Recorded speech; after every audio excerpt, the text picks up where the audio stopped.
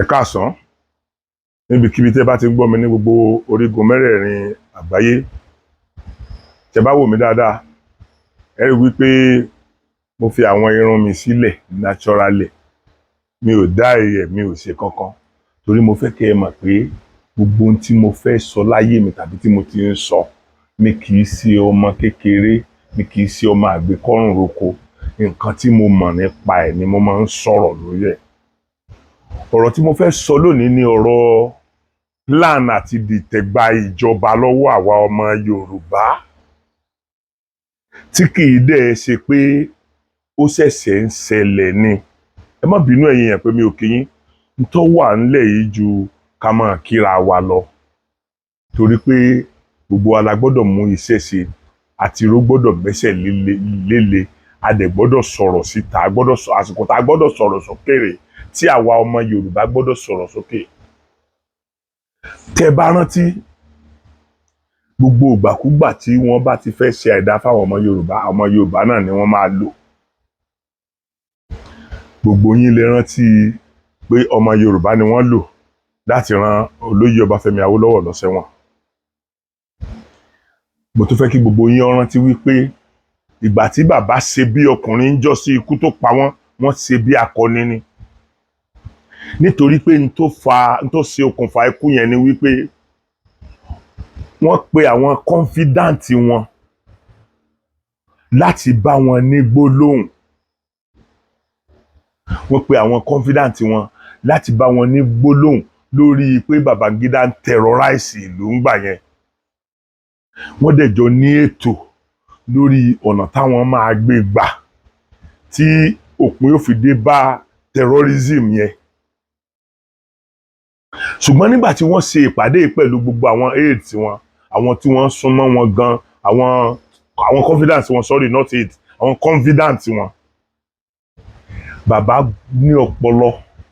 wọ́n ní láti rìkọ́ọ̀dù ẹ̀ pé okay, kó má jẹ́ wípé ẹnìkan ni yóò lọ gbẹ̀yìn bẹ́bọ jẹ́, gbogbo wa la gbọ́dọ̀ sọ̀rọ̀ lórí nǹkan plan wa yìí. Kò ní jẹ́ pé ẹnìkan lọ gbẹ̀yìn ó lọ ṣòfófó, tó bá tiẹ̀ wá ṣòfófó, nígbà tí wọ́n bá wo ohun tí gbogbo wa bá jọ sọ, wọ́n mọ̀ tí contribution ru ẹni náà pé ó kàn wá gbẹ̀yìn bẹ́bọ jẹ́ ni, is part and parcel of the plan. Wọ́n wá rìkọ́ọ̀dù kálukú. Ó dàbí ẹni pé níjọ́ náà lọ́wọ́ ni wọ́n wá share kọ́pì kọ̀ọ̀kan fún ẹnì kọ̀ọ̀kan nínú àwọn tó ń jọ ṣe ìpàdé. Ọ̀kan náà àwọn bàbá wa kan wà tí mi ò ní dárúkọ wọn, gómìnà ni wọ́n tẹ́lẹ̀. Gómìnà ni wọ́n tẹ́lẹ̀. Àwọn náà ti kú báyìí o, ṣùgbọ́n gómìnà ni wọ́n tẹ́lẹ̀. Àwọn ni agbẹ̀yìn bẹ́bọ jẹ́ tó lọ rí bá ìjọba Babangida, tó lọ rí refill gbogbo nǹkan tí wọ́n jọ sọ. Ọ̀dọ̀ àwọn náà tẹ́ o, gbogbo bí wọ́n ṣe níyì tó láyé, ẹ̀tẹ́ ló padà gba gbogbo life wọn títí tí wọ́n fi kú. Tó fi kú wọn ò jọ Ọlọ́run ò jẹ́ káyé kankan ó pọ́n wọn lé, ayé ò yẹ wọn sí mọ́, bígbà tí wọ́n tàràkà kú ni.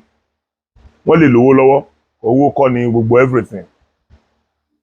Ṣùgbọ́n àwọn náà wọ́n tàràkà kú ni, kò sí ẹni tó gba tiwọn mọ́ kó tó di pé wọ́n kú. Bàbá torí Ọlọ́run sìnkú, á torí òórùn sín ni gbogbo èèyàn fi pawọ́pọ̀ tán fi lọ sí wọn, tí wọ́n fi tàfi gbàgbé lórí ọ̀rọ̀ wọn. Ọmọ Yorùbá yìí kan náà ni. Kó tó di wípé Babangida ránṣẹ́ sí Awólọ́wọ̀ pé káwólọ́wọ̀ wá. Àwọn Awólọ́wọ̀ dẹ̀ ní ọpọlọ ò jẹ́ káwọn ó sùn. Bàbá ti mọ̀ pé omi ti tẹ̀yìn wọ̀gbìn lẹ́nu nìyẹn. Wọ́n dẹ̀ decide láti má fèsì nǹkan tó yẹ kán fèsì nígbà tí wọ́n bá mú wọn. Wọ́n dẹ̀ wọlé, wọ́n dẹ̀ ṣe bí àgbà ṣe ń ṣe nílẹ̀ Yorùbá. Bàbá wa Ọbáfẹ́mi Awólọ́wọ̀, gbogbo bíkíbi tẹ́ bá wà lónìí, ilẹ̀ rere ni. Orúkọ yín làwọn èèyàn fi ń tẹ́lẹ̀ àgbo láti ṣòṣèlú báyìí. Gbogbo ibi tí ẹ ti tẹ́ dé ńgbà yẹn, táwọn ọ̀tá tí wọ́n jẹ́ kẹ́ ẹ tẹ́ dé, àwọn ọmọ ìyá yín, àwọn confidant yín tí wọ́n jẹ́ kẹ́ ẹ tẹ́ dé, gbogbo bẹ̀lẹ̀ ti níyì káàkiri èsì tó níyì dọjọ́ òní lẹ́yìn àìmọye ọdún lẹ́yìn ikú yín. Iṣẹ́ èèyàn kankan kọ́, iṣẹ́ Ọlọ́run ni. Àti bẹ̀ náà ti bẹ̀rẹ̀ sórí àwọn ọmọ Yorùbá. Àti bẹ̀ ni wọ́n ti bẹ̀rẹ̀ sórí àwọn ọmọ Yorùbá. Àwọn bàbá Adébánjọ ó nípa tí wọ́n kó lórí ọ̀rọ̀ yẹn lọ́dún náà lọ́hùn. Lórí bí bàbá yẹn, lórí bí bàbá Awólọ́wọ̀ bí wọn ó ṣe níyọnu nípa pàtàkì tí wọ́n kó. Ìyẹn ti lọ. Àwọn bàbá tí mò ń sọ yẹn mi ò ní dárúkọ wọn, ṣùgbọ́n a máa ń pè wọ́n bàbá kékeré nígbà yẹn. A máa ń pè wọ́n bàbá kékeré. So àwọn ti lọ, kálukú náà ti lọ sìn. Ṣé bí nígbà tí gbogbo wọn ti lọ sìn, ṣe borúkọ ẹnìkan ni wọ́n sì tún fi ń tẹ́lẹ̀ àgbo ṣoògùn báyìí. Òun náà ni Chief Ọbáfẹ́mi Awólọ́wọ̀, nítorí wọ́n ṣe dáadáa sílẹ̀. Ọlọ́run ò jẹ́ kórúkọ wọn parẹ́. Bàbá tí mò ń sọ lọ́dún náà lọ́hùn, bọ́mọ wọn náà bá contest sìn tí ò bá lórúkọ Awólọ́wọ̀ kò ní wọlé. Ẹ wo tí Ọlọ́run. Wọn ò dúró síbẹ̀ o. Ẹ dákun, mo fẹ́ kẹ́ wo kíní ìdélẹ̀ ni o. Mo fẹ́ kẹ́ wo délẹ̀ pátápátá. Wọn ò dúró síbẹ̀ o. Wọ́n tún tẹ̀síwájú. Wọ́n tún rí ọ̀kan nínú ọlọ́pọlọ wa. Ẹ wò. As president, it's none of my business what religious color anybody wears. In ITT, in Concord, in RCN, in Summit Oil, in the bakeries, in the bookshop, in the presses, and so we employ people purely on merit. Round pegs in round holes, period. There are so many people who work for me whose hometown I don't even know. I don't even know them anyway. I don't have to know them. Because we want to be objective. If I could do that in my own small business, I think Nigeria has every reason to expect from me a clear vision when it comes to the management of the affairs of the country as a whole. Quite obviously, we need to earn more foreign exchange. We shall therefore put in place policies that will broaden the foreign exchange earning capacity of the nation. We will pursue exports and local sourcing for industry. We shall aggressively pursue the implementation of the LNG project if the logjam on the gas project has not already been broken by this administration, by this current one. We shall maximize the nation's return from oil by turning over future investment to the private sector and by removing the complex structures which makes NMPC's accountability and assessment of efficiency almost impossible. You see, there are so many layers upon layers built on this simple thing, crude oil. You don't even know whether it's oil or some mystery around it that is taking the money from the central bank. You see, I think we would demystify all these things. In my government, the daily export of crude will be published and the price at which it is sold. You see, the issue of planned implementation is simple. You see, public things are not private. We have National Assembly now. They will do their job. They review the expenditure of government and will hold public hearing. We will no longer be hearing of monetary circulars from central bank without the bankers being told. The bankers will have to be involved. You see, like I said, every effort has been made in the past to shake people's head in their absence. It must stop. I mean, it won't be allowed. I mean, the cumulative wisdom of all the bankers would have seen us out of the problem we have in this country today.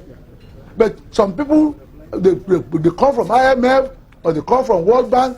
What do they know about Nigeria? You see, the most brilliant doctor in Norway might not have seen malaria in his life. So bringing him here and imposing him as a medical director is like sending everybody to early grave. You see, I think all that nonsense will stop. I rely on Nigerians to keep Nigeria running efficiently, and that's what it is. You see, there will be a few foreigners who will be recommended by our people, not those who will be imposed by some foreign authorities over us. We are an independent republic under God, or aren't we?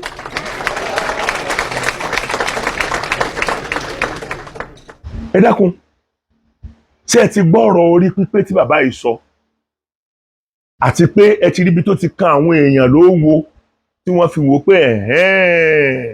ní tí wọ́n fẹ́ wá ṣe nìyẹn. This same Babangida yìí náà ló bẹ̀rẹ̀ gbogbo plan yìí.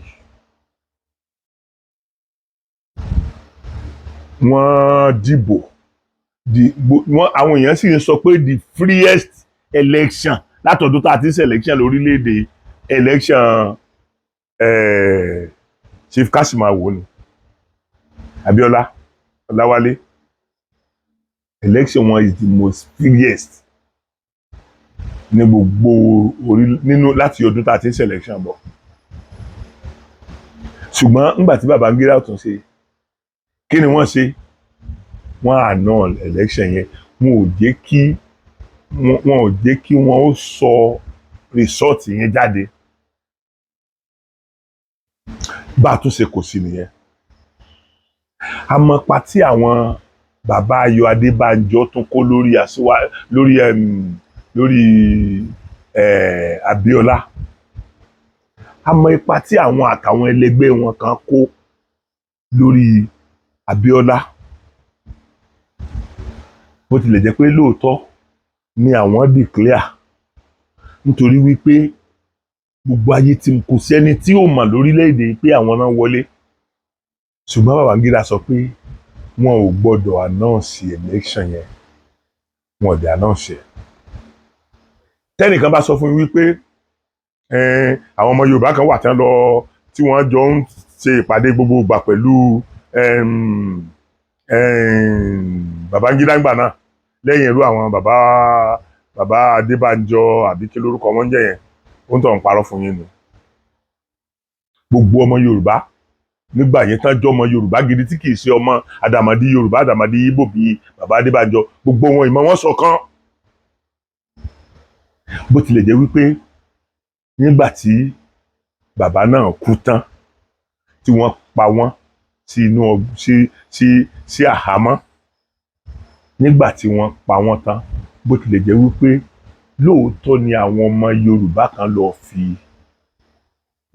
fi briefcase gba owó l'Àbújá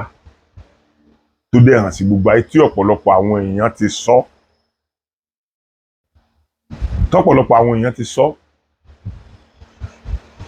Al-Mustapha, gbogbo yín lè mọ̀ tí Al-Mustapha sọ. Al-Mustapha sọ gbogbo àwọn èèyàn tó wá ń jọ́ náà lọ́hùn tí gbogbo owó tí wọ́n gbé wá láti Central Bank, tí wọ́n fi plane gbé wá láti Central Bank, Al-Mustapha sọ̀rọ̀ nípa ẹ̀ náà. Gbogbo yín náà lẹ́dẹ̀ẹ́ rí lórí íńtánẹ́ẹ̀tì lọ wà. Ẹ lọ sáàtì fún tẹ́lẹ̀ bá ti rí. Now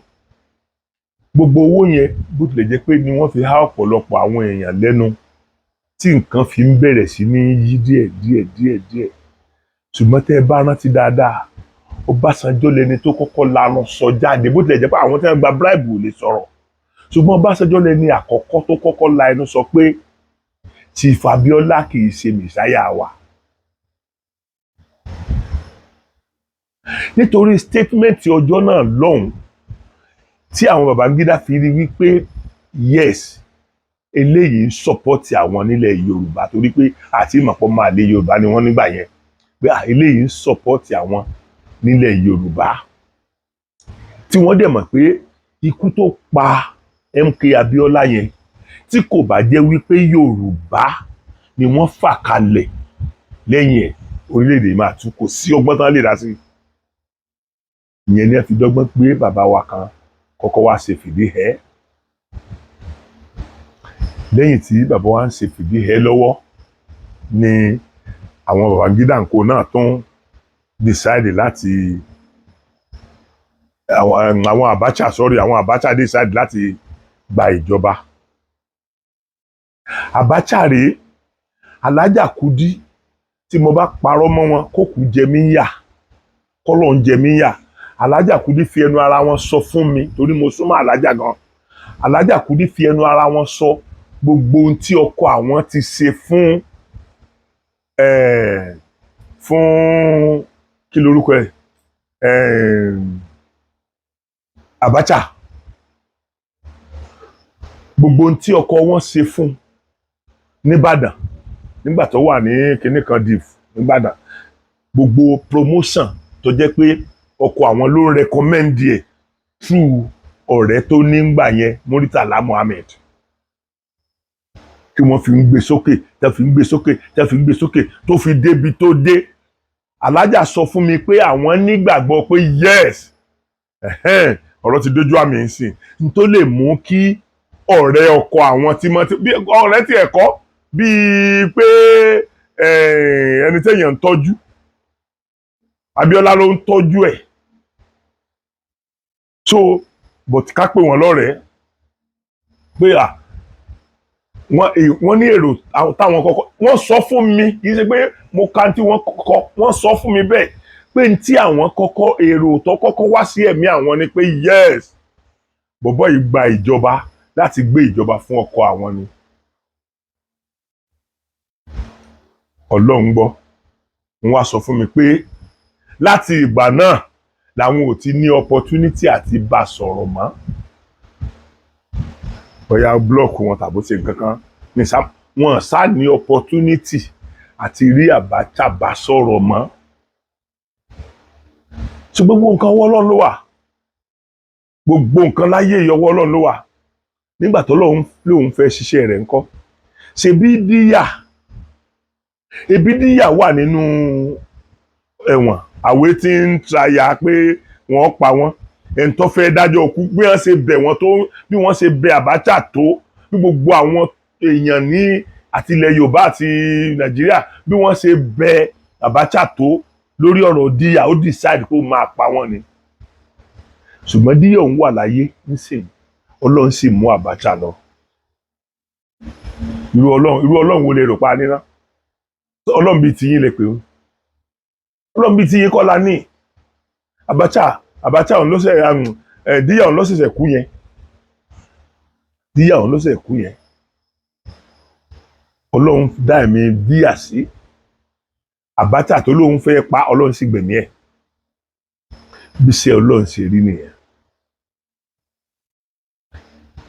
lẹ́yìn tá a wá kú lórí tiwọn the only person nínú gbogbo àwọn gọ́fúnà àwọn confidant Asiwaju Bola Ahmed Tinubu ẹni tí gbogbo ayé tó gba tiẹ̀ tí Ọlọ́run òjì ó ṣàṣìṣe lẹ́yìn ọ̀rọ̀ tí mo ní wọ́n sọ ń jọ́sí tó dìjà láàrin àwọn àti Ìbàdàn nígbà tí wọ́n fẹ́ ṣe gómìnà ẹlẹ́ẹ̀kejì tí wọ́n bi wọ́n léèrè lórí rédíò tẹlifíṣàn wípé ẹ̀ ń sọ pé ẹ̀ ń tẹnumọ́ pé ẹ̀ competent ní àfihàn yín lẹ́ẹ̀kejì so túmọ̀ sí pé ẹnìkan kan kò sí ọmọ Ìbàdàn kankan tó competent àwọn ò dẹ̀ sọ bẹ́ẹ̀ pé kò sọ ọmọ Ìbàdàn kankan ṣùgbọ́n ẹ mọ ọ̀rọ̀ òṣèlú ìdá àwọn ń jọ náà lọ́hùn ní tí wọ́n túmọ̀ ẹ̀ sí nìyẹn pé wọ́n sọ pé kò sí ẹnìkankan nínú ọmọ Yorùbá tí ó lọ́pọlọ tó lè ṣe gómìnà tẹ́ bá rántí ìgbà yẹn la rọ̀ wọ́n lóyè nílùú Ìbàdàn oyè tá a fún wọn oyè yẹn la padà gbé fún bàbá Ọlárẹ̀wájú Adépọ̀jù kí lorúkọ oyè yẹn màá bá ti rántí màá sọ fún yín oyè yẹn la padà gbé fún bàbá Ọlárẹ̀wájú Adépọ̀jù nígbà tá a gbà lọ́wọ́ Bọ́lájí Bọ́lágè torí Ìbàdàn bínú sí wọn gan ìgbà yẹn ni bàbá wa Ọlárẹ̀wájú Adépọ̀jù alásà Ìbàdàn ní oyè yẹn ààrẹ alásà Ìbàdàn so now ìgbà yẹn ni bàbá wa Ọlárẹ̀wájú fi kọ tí wọ́n fi ṣe àwo kan tí wọ́n sọ wípé àjọ là ń dá gbogbo onílùú kí ìlú ló ti kájọ ọ̀hún èyí tá a kọ́kọ́ ń dájọ́ ṣiṣẹ́ ìgbà páláwọ̀ funfun ló kó ìgbà tó lọ tán lọ́kàn Jẹ̀bú tá a gbé Awólọ́wọ̀ sípò wọ́n ní Akíntọ́lá Solóòtú wa látògbómọ̀ṣọ́ wọ́n lọ yẹ kí a sòdodo ọ̀rọ̀ fúnra wa ìgbà tí àjọ kan Ifẹ̀ Ọdẹ́sọjí Adérẹ̀mí ṣe tiẹ̀ ó sì là wọ́n ní ìdí ẹjẹ́ àwọn ọmọ Ìbàdàn rèé o tí ẹ bá ń bú wa lẹ́yìn ọ̀rọ̀ ara ọ̀rọ̀ nìyẹn pé sọmọ Ìbàdàn ò lẹ́tọ̀ọ́ ni ká gbọ́ làbárè wọ́n ní ilé ẹjọ́ ńlá tó ń bẹ ní ring road Ìbàdàn wọ́n ní wọ́n yarí wọn ní wọn ò ní tí ì ṣí wọ́n lọ́mọ Ìbàdàn tó ṣe adájọ́ àgbà lọ́wọ́ òdìjọ́ tó bá kó òǹpò wọ́n ṣe bàbá wa Láréwájú sá sọ oríṣiríṣi ọ̀rọ̀ ńgbà yẹn tó change mind àwọn Ìbàdàn. So ìyẹn ló fà á tí MPN fi wọlé bàbá wa tí wọ́n ṣe kú sí bàbá wa Olúlọ́yọ̀ tí wọ́n fi gbàjọba tí wọ́n fi wọlé ìjọba kó tó dorí pé wọ́n tún tú gbogbo wọn náà ká. Now gbogbo ìgbà yẹn náà ìdí ìbàjẹ́ ni bàbá Adébánjọ máa ń wà torí pé gbogbo fílà tí wọ́n máa ń rí náà ni pé gbogbo nǹkan tí wọ́n mọ̀ nípa àwọn ọmọ Yorùbá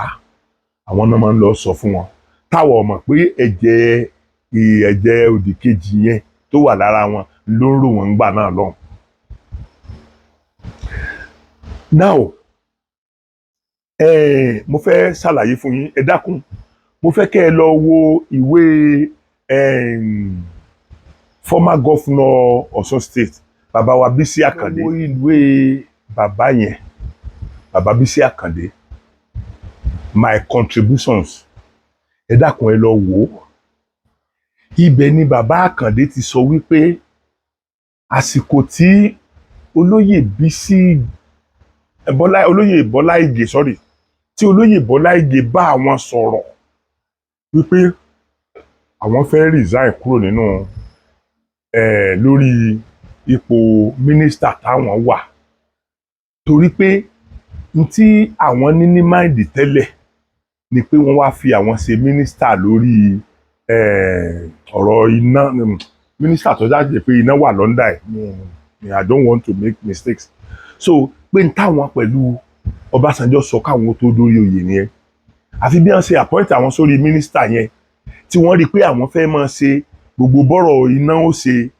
lójútùú tí wọ́n dẹ̀ gbá wọn kó ń bẹ̀ tán lọ fà wọ́n ṣe Attorney General. pé so therefore inú àwọn ò dùn pẹ̀lú situation tí ó ń ṣẹlẹ̀ ní orílẹ̀-èdè yìí àwọn fẹ́ resign resign yẹn ni wọ́n fẹ́ resign tí wọ́n gba ọlùdé wọ́n fẹ́ ṣe ọdún kan gbà yẹn bọ́dá ọdún wo ni bóyá Christmas ọ̀sọ̀ ni wọ́n fi wá sí Ìbàdàn wọ́n dẹ̀ fẹ́ lọ ṣe ọdún yẹn ní Ẹ̀sà Òkè nílùú wọn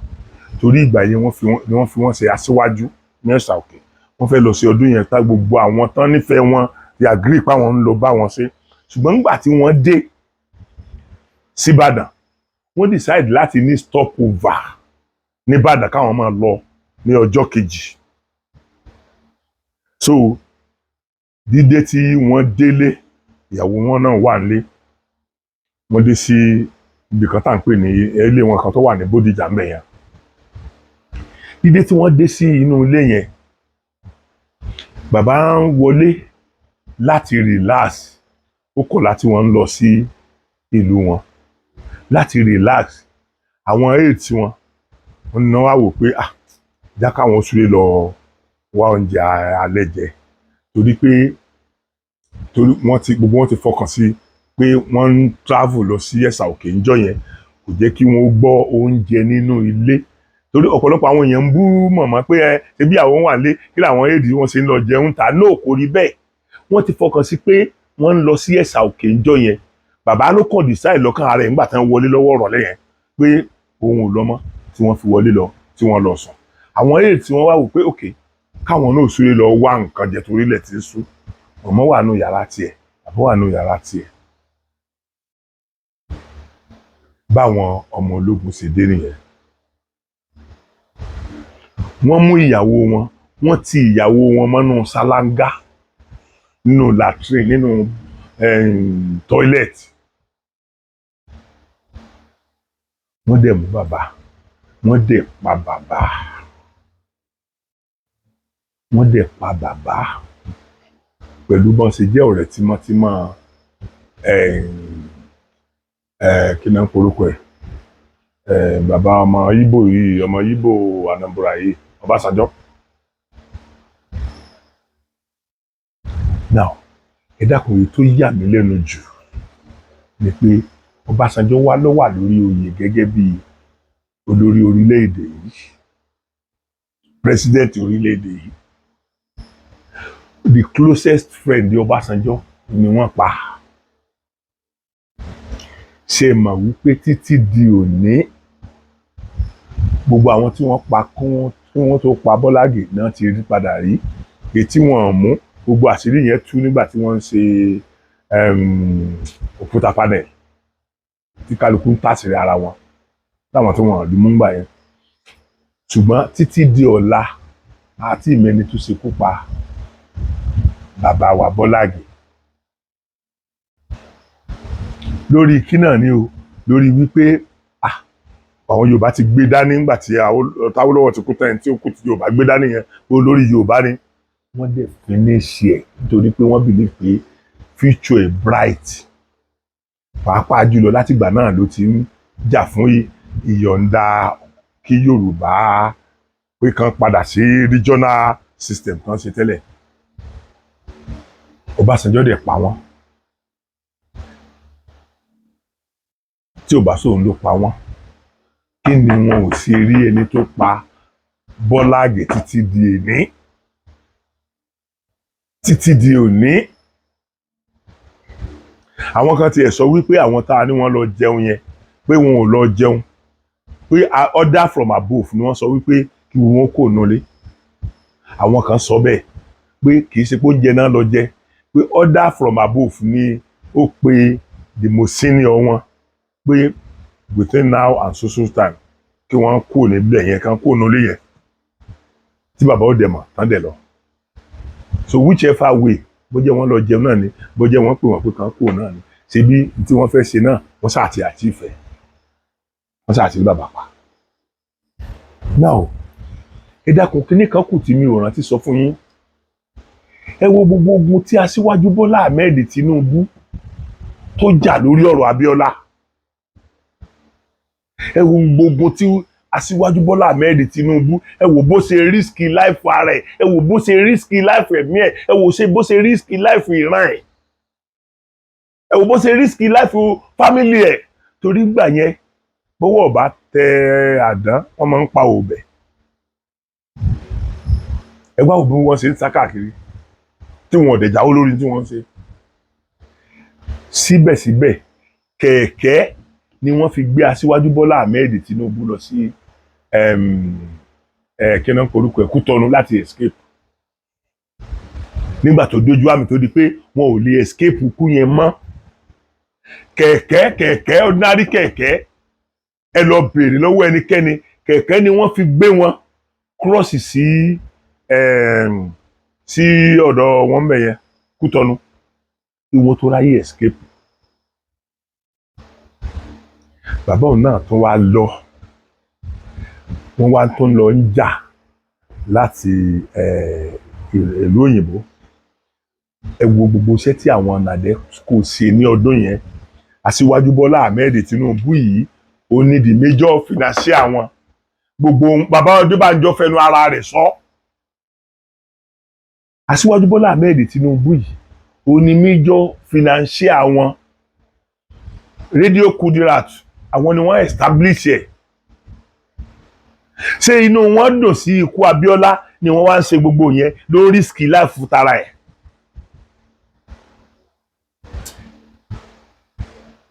Síbẹ̀síbẹ̀ náà Yorùbá wọn ò rí nǹkan gidi nínú gbogbo ohun tí Aṣíwájú Bọ́lá Ahmed Tinubu sí. Ṣùgbọ́n Ọlọ́run yìí bàbá God tí kì í fi igbá kan bọ̀kan nínú, tí kì í fi igbá kan bọ̀kan nínú, tí kì í fi kan tọ́kan, ó dúró lórí pé wẹ́ ṣe bẹ́ẹ̀ nìyí ni gbogbo ìyàtọ̀ jẹ yìí yóò padà jọrọ ẹ̀. Gbogbo ìyàtọ̀ jẹ yìí yóò padà jọrọ ẹ̀. Ibi tí ọ̀rọ̀ tó ti bẹ̀rẹ̀ nìyẹn tó fi di pé wọ́n padà ṣe sínétọ̀ lákọ̀ọ́kọ́, wọ́n padà ṣe gómìnà, ní fọ́dún mẹ́jọ nǹkan ṣe mọ nìyẹn ẹ wá wo iye ọdún tán ti kú lórí oyè ẹni tó wà lórí oyè sìn ó dá contest lákọ̀ọ́kọ́ lulẹ̀ ó contest lẹ́ẹ̀kejì lulẹ̀ ó contest lẹ́ẹ̀kẹta ó ṣubú àwọn ni wọ́n wá pé mọ̀ wọ̀rí àá darapọ̀ mọ́ ẹ tẹ́ bá gbọ́ ohun tí wọ́n sọ wọ́n wá sọ pé ṣùgbọ́n o wọ́n gbàgbé orílẹ̀-èdè Yorùbá o wọ́n sọ fún wa náà kó tó dé kásìkò election tó dé even last before primary tí wọn ò tiẹ̀ tí mọ̀ pé àwọn ohun ìní primary wọ́n sọ fún Alábẹ́kúta náà ẹni tí ó kúrọ́ ní ọ̀lẹ́rẹ́ rí ohun bẹ lóde ọ̀run ẹ lọ wo ibi tí wọ́n ti sọ ọ̀sẹ̀ àkọ́kọ́ lulẹ̀ ọ̀sẹ̀ kejì olulẹ̀ ẹ lọ wo ọ̀rọ̀ tí bàbá sọ ńgbà náà tí bàbá Tinubu sọ. now Tinubu ọ̀hún lọ́lọ́run wá ràn lọ́wọ́ títí tó wá di olórí orílẹ̀-èdè yìí ìyàtọ̀ tó wà ńbẹ̀ tẹ́ ẹ̀ fi lè rí ntẹ́yìn plan láti ṣe ìdojú ìjọba bolẹ̀ tí ẹ̀ ń plan máa sọ̀rọ̀ àwọn tó ń ṣe tí wọ́n ń plan ìdojú ìjọba bolẹ̀ o ìdojú ìjọba bolẹ̀ tí ẹ̀yin wá ń try láti ṣe yẹn ìdojú ìjọba bolẹ̀ tí gbogbo yín gbìmọ̀ràn lọ́wọ́ sìn láti ṣe tọ́lọ́hun ò ní fún yín ṣe gbogbo ẹni tó bá ní kí wọ́n má sọ Aṣíwájú Bọ́lá Ahmed Tinubu tọmọtọmọ onítọ̀hún ọjọ́ náà ò ní ṣejú wọn Ọlọ́run lè má pa wọ́n ṣùgbọ́n Ọlọ́run á gbé wọn sínú àdánwò tí wọn ò ní lè jáde nínú ẹ̀ tí wọ́n á fi parí swearing in ẹ wá gbọ́ kálukú ló ní láti sí opinion rẹ̀ lórílẹ̀‐èdè constitution wa ló sọ bẹ́ẹ̀ èmi náà fi gbogbo ẹsẹ̀ gbogbo ara ni mo fi dúró ti Yorùbá nation tẹ́lẹ̀ ìdí tí mo dẹ̀ fi decide wípé okay Yorùbá nation lára gbé lọ́wọ́ àwọn èèyàn mẹ́ta ni wọ́n ní wéètì inú àwọn tó ń du olórí orílẹ̀-èdè yìí ẹnìkan ó wà lára àwọn ẹ̀yà tí a ti torí ẹ̀fẹ́ kúrò lórílẹ̀-èdè ẹnìkejì ó wà lára àwọn ẹ̀yà tí òpilẹ̀ fìgbà kankan bá wa sọ̀rọ̀ rí tó jẹ́ pé gbogbo ìgbà tí wọ́n bá fẹ́ fa wàhálà orí Yorùbá wọn ti bẹ̀rẹ̀ ìgbà tí wọ́n bá Gowon ń fa wàhálà ń jọ sí ọ̀rẹ́ ni wọ́n ti fẹ́ bẹ̀rẹ̀ ìjà wọn kan lọ gbèkó so ẹni tó dẹ̀ sì kẹta wọn náà ni Aṣíwájú Bọ́lá Ahmed Tinubu tó jẹ́ tiwa mo dẹ̀ rò pé mo pariwo fáwọn èèyàn tó mi ò yọ́ lọ tẹ̀lé Aṣíwájú o mo ti sọ more than 20 times the first video tí mo kọ́kọ́ ṣe láyé mi gẹ́gẹ́ bí Sokoti alágbẹ̀dẹ ọ̀run ẹ jẹ́ ká fẹsẹ̀ yìn délé ni mo sọ lórí ọ̀rọ̀ Aṣíwájú ẹ lọ wo Sokoti TV ẹ lọ wo the first video tí mo kọ́ ṣe ẹ rí èmi ẹ rí fọ́tò mi ẹ rí fọ́tò Aṣíwájú Bọ́lá Ahmed Tinubu èpè wo làwọn èèyàn ṣe tán jọ náà ọ̀rọ̀ wo náà sọ sí mi tán bọ̀ síbẹ̀síbẹ̀ náà mi ò ti torí ẹ̀ padà mo wá jẹ́ ọ̀kan lára àwọn títí tó fi di pé mo sọ pé tó báyìí o níbi tó dé dúró yìí o níwọ̀n àgbàgbà tí n tá gbé dání ò ti bọ́ sí ní December mọ́ tó ti forí sánpọ́n yẹn o èmi o mo fẹ́ lọ tẹ̀lé bí yóò ṣe jẹ́ ọmọ ìyá tèmi ló di next olórí orílẹ̀-èdè yìí ọmọ ìyá tèmi kì í dẹ̀ ṣe pé torí jópọ́jọ́ ọmọ ìyá tèmi lásán gbogbo àwọn tó ń dájọ́ gbogbo àwọn tó ń kó àjọ ni Aṣíwájú Bọ́lá Ahmed Tinubu dájọ́ fún ó ṣe wọ́n máa kàn òun tẹ́ ni táwa tí ó wá jẹ́ pàwọn ọmọ Yorùbá lásọ pé ò gbọ́dọ̀ kájọ ni mo wá fẹ́ bẹ̀rẹ̀ yìí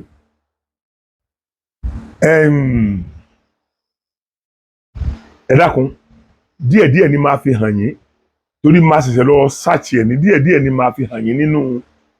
voice message yìí torí ó gùn gan ṣùgbọ́n díẹ̀ mo lè má lò ju bóyá bí ìṣẹ́jú 5 lọ nínú ẹ̀ ṣùgbọ́n ìṣẹ́jú 5 tí mo fẹ́ lò náà máa yọ kélekèle ni ìgbà tí mo bá ṣe tí mò ń ṣe ìtàn ni màá lọ edit ọwọ́ tí mo bá fẹ́ lò so automatically ẹ má bínú bẹ́ẹ̀ bá ṣe gbọ́ mo sáfẹ́ kàn fẹ́ kẹ́ ẹ gbọ́ nǹkan tí ẹni yẹn ń sọ kẹ́ ẹ wá wò bóyá olórí burúkú lẹ́ni yẹn ni bóyá olóríire ni kẹ́ ẹ wá wò bóyá afọ́fúngbẹ́mu lẹ́ni yẹn ni bóyá àwa la àdẹ̀gbọ́n torí ẹni yẹn ń pe àwọn sọ́jà ó ń bú wọn ó ń pe àwọn ọlọ́pàá ó ń pe àwọn air force ó ń pe àwọn navy ó dẹ̀ ń jẹ́ kó yé wa wípé àwọn ti gbalẹ̀ Yorùbá àwọn ti gba Yorùbá nation àwọn ilẹ̀ Yorùbá òmìnira ilẹ̀ Yorùbá táwọn fẹ́ gbà àwọn ti gbà á. ẹ dákun tó rí èèyàn bọ́ aburú ẹni tó bá ronú along that way ṣé kìí ṣe olórí burúkú èèyàn ni ṣé kìí ṣe ẹni táyé ẹ̀ ti bàjẹ́ ni àti ẹ̀gbọ́ irọ́ tẹ̀ máa pa kéékèèké tó jẹ́ pé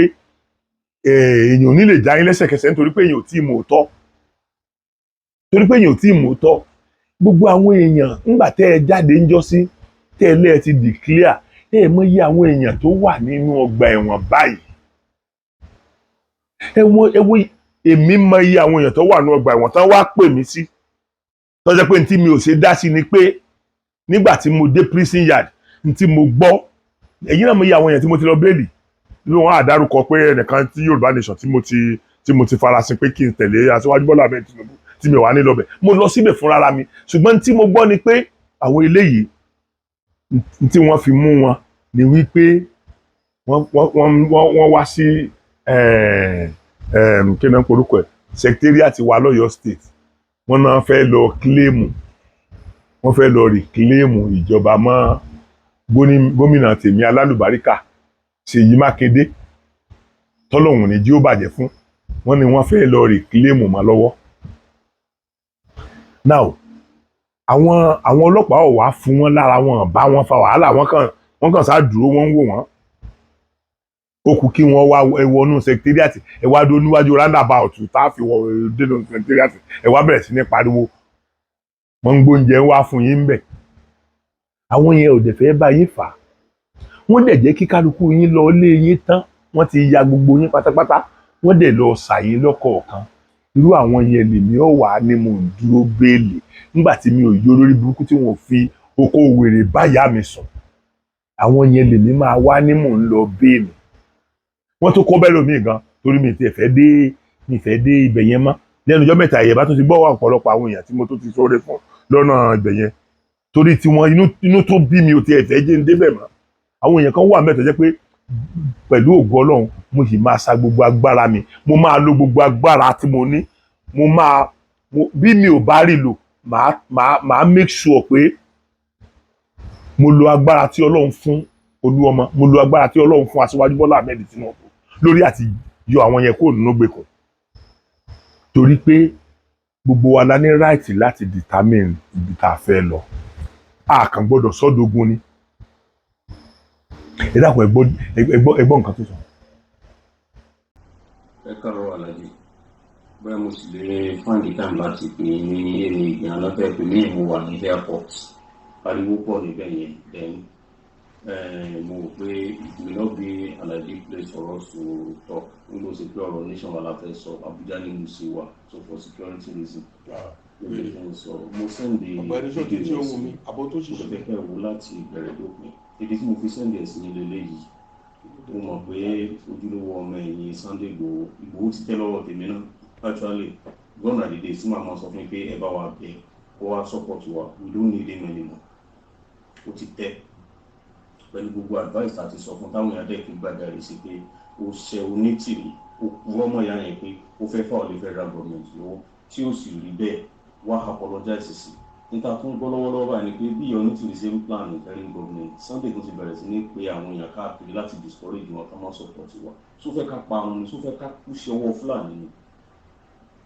ebó ń lọ lẹ́nu belebele ní gbogbo last year òun bọ̀ sẹ́ẹ̀ òun bọ̀ wá lead mega rally ṣé àrí Sunday dòní gbogbo owó òmìnira tí wọ́n dá sí lọ́wọ́ pé fún security sí ọwọ́ rẹ̀ kọ́ ló wà ní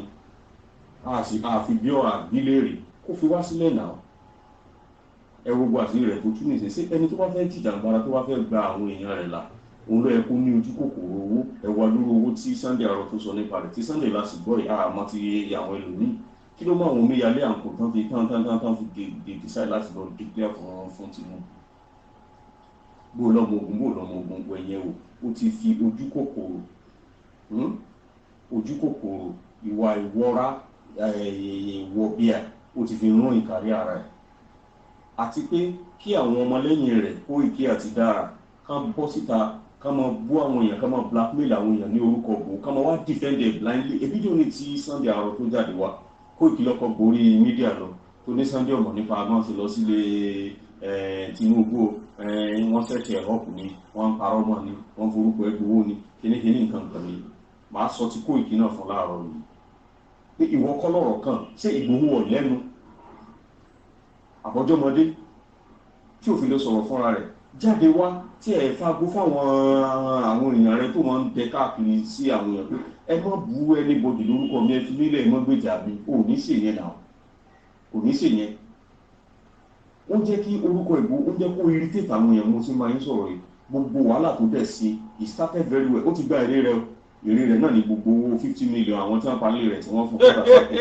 gbogbo owó tí wọ́n lọ gbà lọ́wọ́ Aláàfin gbogbo ẹ̀ ní Sunday àròsọ $50,000 téèyàn Sunday náà fún sẹ́ndì sí wọn tó dà sápò tó láwọn òfin ọkọ̀ mẹ́rin owó kò méjì fún Sunday àròsọ ó ti gba gbogbo èrè rẹ̀ kò níyì kankan mọ́ tó bá nífẹ̀ẹ́ ara rẹ̀ tó bá dẹ̀ fẹ́ kí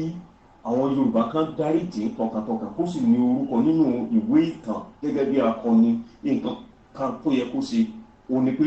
kó túbá kó ṣe voice note tí ò bá ṣe lè pe onítìrí directly kó ṣe voice note kó dẹ̀ apologize ṣùgbọ́n àwọn Dara náà ni ó máa sọ fún pé ò nílò láti apologize fún nìkan àwọn yẹn ò fẹ́ràn rẹ̀ wọ́n fẹ́ bà tiẹ̀ jẹ́ ni tẹ́ bá lè fà létí tẹ́ bá lè bá sọ̀rọ̀ èmi ò fẹ́ mọ́ we don't need him anymore because irú Ọlọ́run ni ò sí irú èèyàn pọ̀ jaburata tẹ́lẹ̀tẹ́lẹ̀ láwọn òpin ó ní láti cooperative nídìí ẹ̀ tó bá dẹ̀ sọ pé rebellion lòun fẹ́ máa ṣe kó tẹ̀síwájú tó wá sí kó fẹ́ sọ pé àní òun máa gbógun ti onítìrí náà òun ó dẹ̀ frustrate Yorùbá àdẹ̀lérè tẹ́lẹ̀ mú wa gbé wọlé ká lè continue lọ́ndà Tinubu tí gbogbo wọn support tí wọ́n ń fi ẹ̀mí ẹ̀yìn yòókù tá ń fẹ̀mí yẹn tàfàlà kó tẹ̀síwájú ònìyàn Ọlọ́run yẹn God will judge everybody. Èmi ó tẹ́ lọ́wọ́ orí èmi yìí mo ṣe fẹ́ràn rẹ̀ tó pẹ̀lú agídínú àìnítẹríba àìkóra ẹni níjàánu ìwà tí olókùn yìí sọ̀rọ̀ sí pé ọmọ tó yẹ àti bàbá tó ṣé yóò ní bìrì ló ní tẹríba. bàbá ṣùgbọ́n gbogbo ọ̀rọ̀ tó níṣèlú sọ fún gbogbo strategy tẹ ẹjọ́ sí ẹjọ́ pa ẹjọ́ kún ó lọ mọ sọ fún bàbá Bánjí bàbá yẹn ló wá ń darí ayé ẹ̀ láìsọ ọmọ kékeré tí ó bá tẹ̀síwájú nínú rebellion yìí tí wọ́n bá eré interim government yìí ṣètò kó náà kó gbàgbé pé òun ò lè wọ Nàìjíríà mọ́ èmi ni mo sọ bẹ́ẹ̀ fún yín ó gbàgbé ẹ̀ Tinubu tẹ gbé síbẹ̀ rò pé Tinubu ló máa rúlù wa ni ta ló tiẹ̀ sọ fún ìgbà pé wọ́n máa fẹ́ àyìn Tinubu May 29 sí fà á sì ní oṣù méjì sí mandate tó ṣe pé ìsìn stolen mandate Tinubu gbẹgbẹ́ máa kó nǹkan lóhùn wíìnì náà mo ṣe máa ń sọ̀rọ̀ lọ́wọ́lọ́wọ́ àwọn APC members wọ́n protest l'Abuja wípé àwọn èèyàn gbọ́dọ̀ congratulate Tinubu how many world powers how many world leaders ló ti send a congratulatory message sí Tinubu they know that it was a stolen mandate it was not a well-deserved victory ó jẹ́ lérò ó jẹ́ nílé igun ó tún gba owó Yorùbá nation ń gbówó Yorùbá nation fún. ẹ dákun ṣe gbọ́n tó lórí burúkú ẹ̀dá sọ ẹ dákun ṣe gbọ́ ẹni tó ti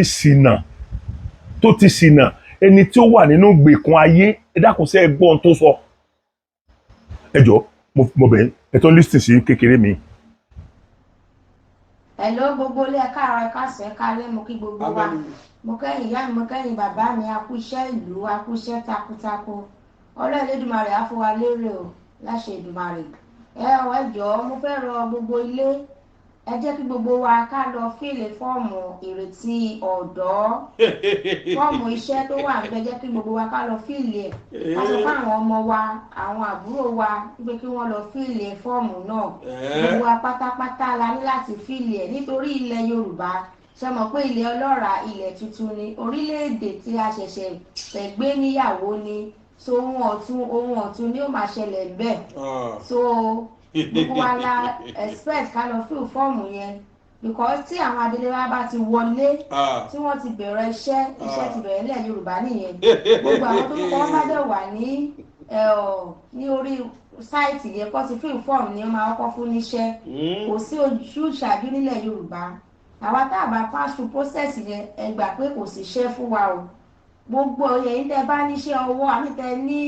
ilé iṣẹ́ náà tẹ́ fẹ́ dá sílẹ̀ nílẹ̀ Yorùbá ibi tẹ́yìn náà máa fíìlì fọ́ọ̀mù yín sí wà tẹ́ máa forúkọ yín sí, wọ́n á lè mọ̀ pé yes ẹni lè ṣẹ́ àbẹ́yẹ̀ tẹ́ bá jẹ́ kọ̀ǹtráktọ̀ ẹ̀yin lẹ máa fíìlì tọ̀dọ̀ yín náà sí àgbà iṣẹ́ ṣe. Gbogbo àwa tá a bá ń wáṣẹ́ tó jẹ́ wípé yes a nídìí iṣẹ́ ìrètí ọ̀dọ́ ni fọ́ọ̀mù táwa máa fill, so màá sẹ́ǹdì líǹkì yẹn wọlé, màá dẹ̀ gbé format tẹ́ máa fíìlì fọ́ọ̀mù yẹn fún àǹfààní àwa tó jẹ́ pé àmọ́ bá ṣe máa fíìlì ẹ̀ àbí àwa tá a ti fíìlì ẹ̀ tẹ́lẹ̀ tá a gẹ́ẹ̀tì ẹ̀ dáadáa tó jẹ́ pé a find it difficult láti fill fọ́ọ̀mù yẹn. So àwọn nọ́mbà kan wà tí màá tún gbé wọlé fún yín tẹ́ máa pè sí. Ẹ jọ̀ọ́ nítorí Ọlọ́run jẹ́ kí gbogbo wa ká máa ṣe iṣẹ́ bó ṣe yẹ ká ṣe kó ba lè rí bó ṣe yẹ kó rí o. Tí a bá fi orúkọ wa sílẹ̀ kò síṣẹ́ fún wa nílẹ̀ Yorùbá o, kò sojú ṣáájú níbẹ̀. Wọ́n ní ẹ̀yin bàbá mi ìyá mi lẹ sọ bẹ́ẹ̀, má bínú tó ṣe bí òwe o. Wọ́n ní àparò kan ò ga jù kan lọ àfi tó bá gorí ebè ni o. Gbogbo wa pátápátá equal opportunity la nílẹ̀ Yorùbá, equal right la jọ ní. Kò sí pé mo mọ màmá onítìrírí so mo gbọ́dọ̀ lè ṣe automatic no kò sí kan tó ń jẹ́ bẹ́ẹ̀ o. Kò sí pé mo mọ èèyàn kan rí, kò sí pé èmi ni mo ṣe báyìí fún ilẹ̀ Yorùbá mo gbọ́dọ̀ gba iṣẹ́ no. Ẹ jọ̀ọ́ nítorí Ọlọ́run ẹ jẹ́ gbogbo wa ká pass through normal process. Ẹ jẹ́ ká lọ fill fọ́ọ̀mù yẹn, ká lọ rẹ́gísítà orúkọ wa síbẹ̀ fún iṣẹ́ tí ẹ bá ṣe ẹ kọ síbẹ̀. Ẹ̀yin tẹ́ bá mọ̀ pé bá mẹkáníìkì ni wọ́n ní, bó jẹ́ tailor ni o, bó jẹ́ hairdresser ni o, bó jẹ́ fashion ẹ tí ò tiẹ̀ níṣẹ́ lọ́wọ́ gan tó jẹ́ pé iṣẹ́ báyìí ló wù ú ṣe, so wọ́n á fi síbẹ̀ iṣẹ́ báyìí ló wà wọ́n ṣe, iṣẹ́ wà yanturu nílẹ̀ Yorùbá. Ẹ jọ̀ọ́ nítorí Ọlọ́run jẹ́ kí gbogbo wa ká pass formation lọ sílé lọ sóko everywhere, jẹ́ ká pass formation lọ fún wọn o wípé iṣẹ́ ti wà ní ilẹ̀ Yorùbá. Bí Adélé bá ṣe gorí àgábà tó bẹ̀rẹ̀ iṣẹ́ tó di gọ́fúnà fáwa náà ṣe ẹ̀ ní gbogbo wa ká lọ fún ìfọ́ọ̀mù yẹn o. Àwa tó jẹ́ pé a ní contract là ń gbà agbaṣẹ́ṣe ni ẹ̀yin máa fíìlì information tẹ̀yìn sí. Àwa tá a ní ilé iṣẹ́ ta fẹ́ dálẹ̀ nílẹ̀ Yorùbá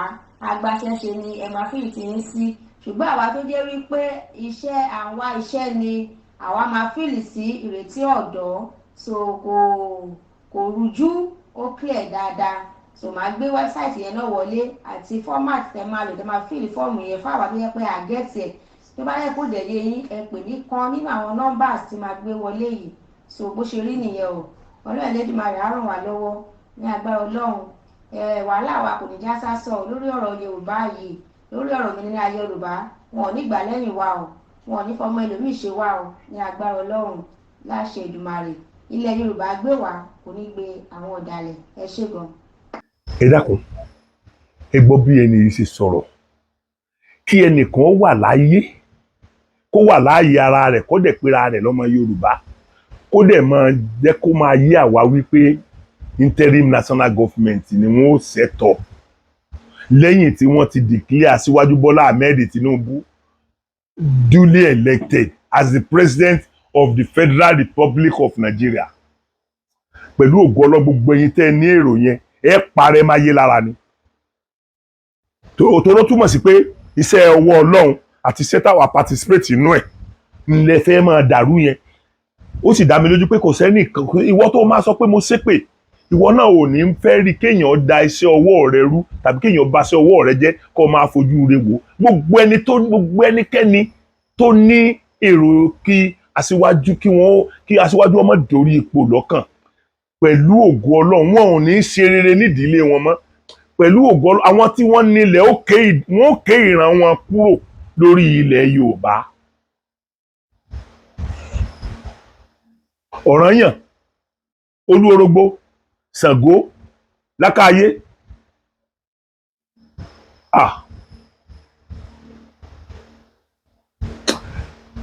Ẹ má sùn o. Ẹ má sùn o. Ẹ má sùn o. Ìṣúlá ló ògiri òkú. Ẹ má sùn o. Ẹ má sùn o. Gbogbo ẹnikẹ́ni tó fẹ́ dojú ìjọba Aṣíwájú Bọ́lá Ahmed'S bolẹ̀. Ẹ má jẹ́ wọn ó kú ṣùgbọ́n ẹ má jẹ́ wọn ó jẹ́ èèyàn mọ́ láéláé. Ẹ jẹ́ ká ké àtìrandíran wọn kúrò lórí ilẹ̀ Yorùbá. Kí ilé ayé àtìrandíran wọn kó bàjẹ́ kó rún jégéjégé torí ntèmi ṣiṣẹ́ fún ntèmi lébọ̀ fún ìwọ ń wá kó bàjẹ́ yẹn ó sì máa bàjẹ́ fún ọgbẹ̀yìn ayé ni ó máa bàjẹ́ fún wọn máa bàjẹ́ fún gbogbo àwọn ọmọ rẹ tí ò lè bàjẹ́ fún ni ọmọ tí ò bá ní the same plan pẹ̀lú ẹ lórí n tó ń sọ lọ́wọ́ yìí.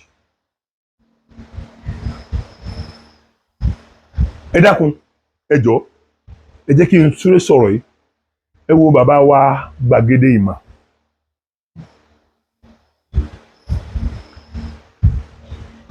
Wọ́n dúró ti Yorùbá nation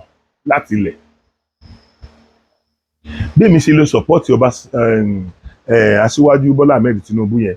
bàbá yẹn ọ̀rẹ́ èmi pẹ̀lú mo ń wá wọn lọ mo ń wá wọn lọ mo súnmọ́ wọn díẹ̀ wọn bá mi sọ pé má ṣe tó ń ṣe yẹn rí bó tilẹ̀ jẹ́ pé mo rí pé ó máa dùn wọ́n pé ẹni tá a jọ dúró síbi kan kúrò ṣùgbọ́n mi ì rí lójú wọn rí wọn ò gbé jáde sí mi rí. wọ́n dẹ̀ tó ń sọ sìn láti fi yé wa wọ́n ń jẹ́ kí wọ́n mọ̀ pé àwọn ò sí lára àwọn èèyàn tó ń dìtẹ̀ mọ́ ìjọba o torí bàbá yẹn mọ̀ pé a nídìí láti dìtẹ̀ mọ́ ìjọba bí wọ́n bá tiẹ̀ rí Yorùbá nation gbà ìjọba gbọ́dọ̀ wà in existence gbogbo ìlú tí wọ́n ti gba nation tiwọn ìjọba kan exist lọ́wọ́ ìjọba tó exist ni wọ́n gba nation lọ́wọ́ ni wọ́n gba nation tiwọn lọ́wọ́ wọn tí Nàìjíríà ò lè yàtọ̀. bàbá Gbàgede Ìmọ̀ Ọlọ́run ní dá làákà yín rú torí mo gbọ́ díẹ̀ nínú àwọn nǹkan tẹ́ ẹ sọ lórí ọ̀rọ̀ yẹn. Aṣíwájú Bọ́lá Ahmed Tinubu èsè wèrè etí ọba lé etí ọba lóko èèyàn ní jẹ́ bẹ́ẹ̀ èmi wà lára àwọn etí ẹ̀ n tí n bá ti gbọ́ Aṣíwájú Bọ́lá Ahmed gbọ́ Tinubu ti gbọ́ ẹ gbàgbé lórí ẹ̀fẹ̀ nǹkan tí n bá ti gbọ́ Aṣíwájú Bọ́lá Ahmed Tinubu ti gbọ́ tí n bá lè sọ fún dàrẹ́kì mọ́ mi èèyàn mẹ́ta mẹ́rin tó jẹ́ pé láàrin ọmọ mẹ́rẹ̀ẹ̀rin èèyàn méjì ó sọ fún un. irú orí burúkú wo ló bá yín tẹ́yìn fi máa sọ wípé kí wọ́n yan interim national government fún ìjọba duly elected president lórí Ọlọ́run bà ayọ̀ yín jẹ́ ayọ̀ yín ò ní dalẹ̀ gbogbo ẹ̀yin olórí burúkú tẹ́ ní kíní yẹn ní lọ́kàn. bàbá mi Gbàgede Ìmọ̀ ayọ̀ yín ò ní bàjẹ́ tẹ́ ní sórí burúkú gẹ́gẹ́ bí ọmọ orílẹ̀-èdè yìí constitution yìí fún yín ní àǹfààní láti wá nǹkan tẹ́ ẹ bá fẹ́ gẹ́gẹ́ bẹ́ẹ̀ ṣe ń wá yẹn torí you are not violent ẹ wà violent rárá ọ̀rọ̀ yín mi ò ń gbọ́ violent nínú àwọn ọ̀rọ̀ tẹ́ ń sọ èyàn kàn máa mọ̀ pé yes ẹ fẹ́ kí ìjọba orílẹ̀-èdè Yorùbá dá dúró àwọn àdè lè bu yín lórí ìyẹn torí pé gbogbo wa náà mọ̀ pé bórílẹ̀-èdè Yorùbá bá dá dúró a mọ̀ pé ìmọ̀ wa máa ṣọ̀kan a mọ̀ pé gbogbo àwọn nǹkan wa tí wọ́n ń lọ kó tàbí arúgbó yẹn a mọ̀ pé wọn ò ní kó tà mọ́ ṣùgbọ́n kò sí bá a ṣe lè stop ẹ̀ tí ò bá jẹ́ pé ìran wa dórí ipò tí ìran wa bá dórí ipò la máa complain nǹkan tá à ń fẹ́ àti nǹkan tá à fẹ́ àwọn olórí burúkú kan wà dúró sí ẹ̀bá ògiri wọ́n máa sọ̀kò sí inú ilé òkò tẹ́ ẹ sọ yẹn ni ó pa àtìrandíran yín òkò tẹ́ ẹ sọ yẹn àwọn àtìrandíran yín ni ó bá wọn ò dẹ̀ ní rúlà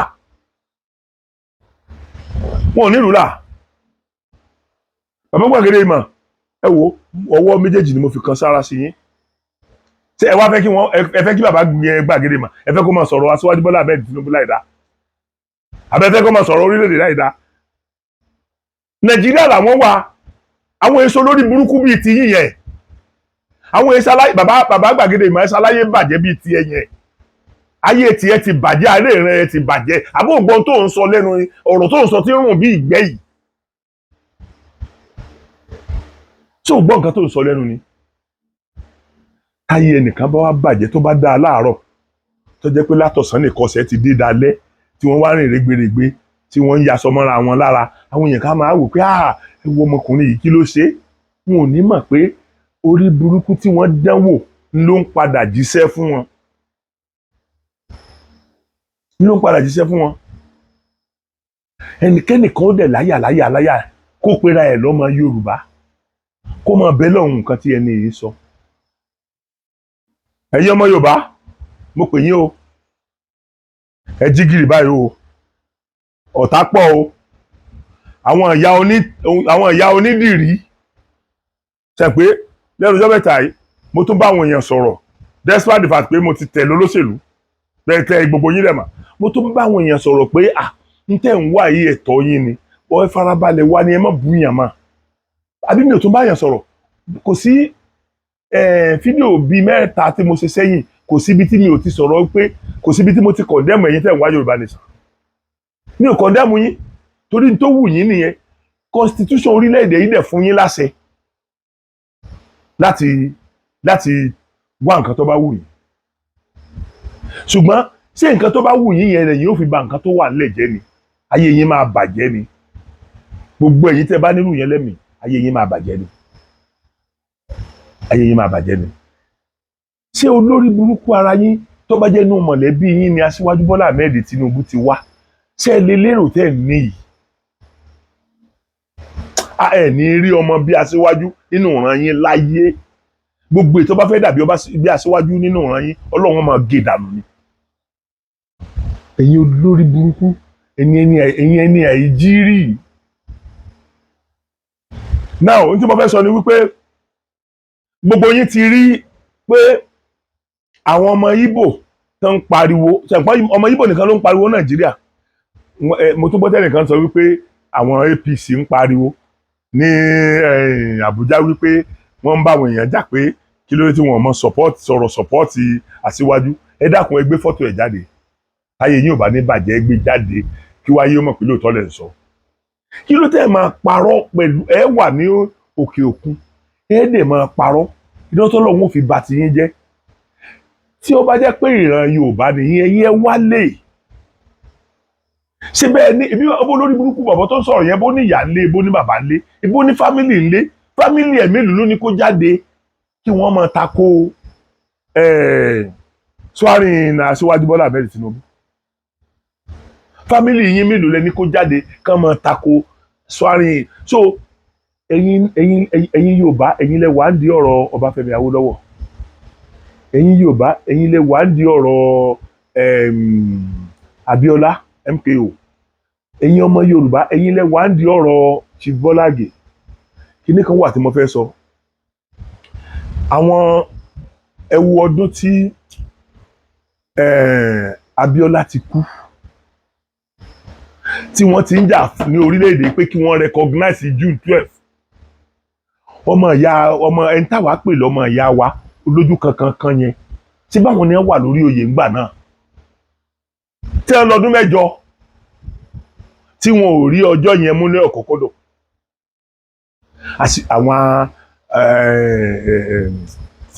àwọn ẹni tí Tinubu tẹ̀lé ó wá débẹ̀ Tinubu wá fa ọ̀rọ̀ yẹn títí ọjọ́ yẹn wá di ọjọ́ tí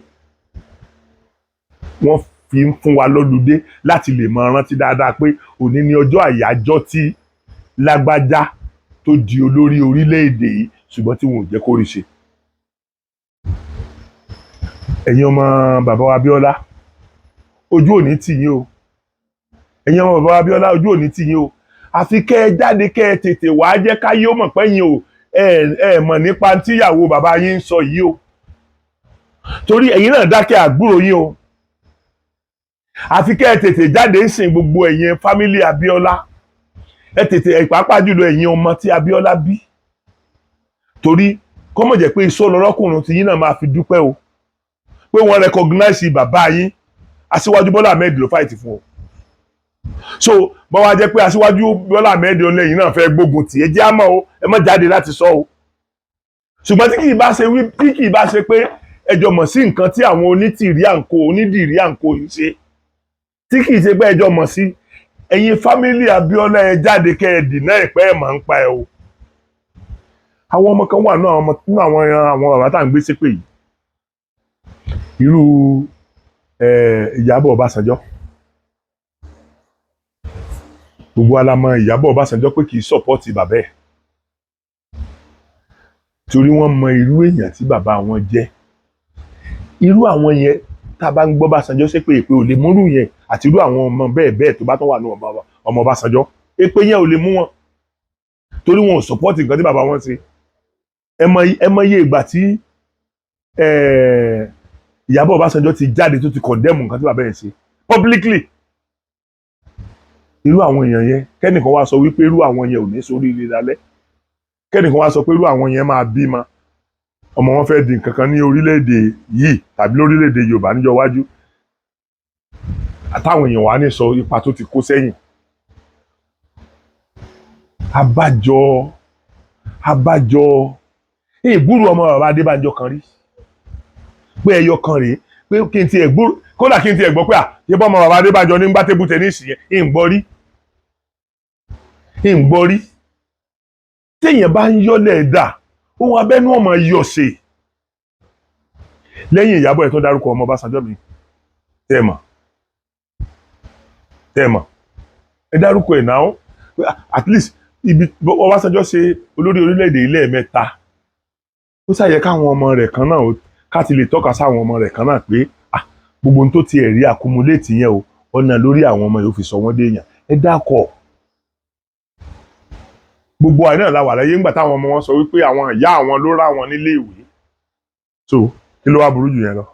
Àwa tá a ní nǹkan kan tá a jẹ́ nǹkan kan yìí gangan à ń tiraka rán ọmọ wa nílé ìwé tá a jẹ́ nǹkan kan tá a lówó, ìgbà míì a máa ta dúkìá wa láti rí pé a san owó skul àwọn ọmọ. Ọlọ́run dẹ̀ tí ìpá wá dì sí a sì ń lọ́wọ́ mú lọ sẹ́nu ká tó wá sọ̀rọ̀ ẹni tó accumulate